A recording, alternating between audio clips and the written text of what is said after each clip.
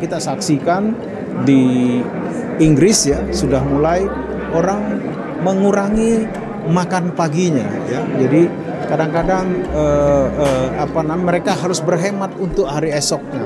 Itu sudah terjadi dan kita sudah menyaksikan banyak sekali pengangguran yang terjadi di Eropa saat ini.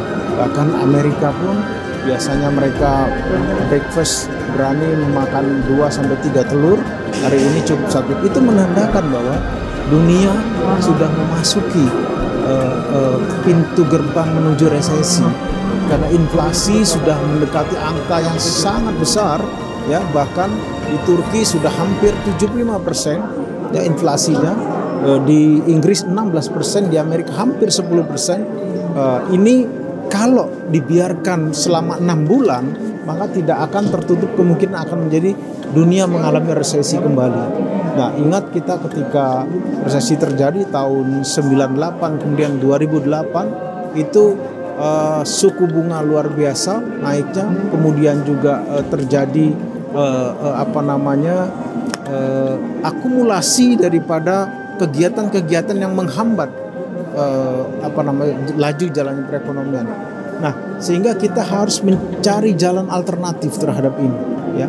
Kita juga sudah mulai memikirkan bagaimana ketahanan pangan kita harus bisa menjamin bahwa rakyat kita tidak kekurangan.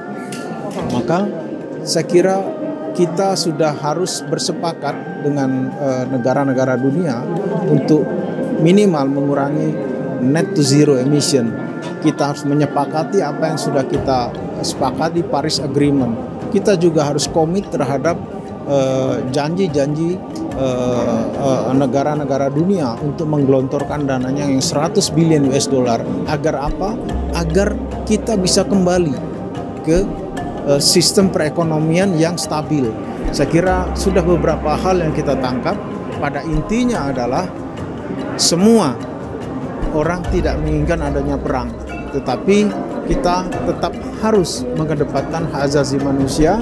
Kita harus mengedepankan ketersediaan pangan dan energi, sehingga apapun yang terjadi supply and demand ini harus kita jaga kelangsungannya supaya resesi ini tidak menjadi kenyataan. Karena kalau kita sudah lihat resesi ini sudah di depan mata ya. Federal Reserve Bank itu berkali-kali menaikkan suku bunga. Artinya apa? Jika suku bunga naik, maka peredaran US dollar itu akan kembali kepada negaranya. Begitu itu akan kembali negaranya, maka pembayaran kita, devisa kita pun akan mengalami tight, keketatan. Sehingga ini akan menyebabkan nilai uang kita akan menurun. Kalau ini menurun, maka akan terjadi inflasi yang tinggi. Itu yang kita hindari.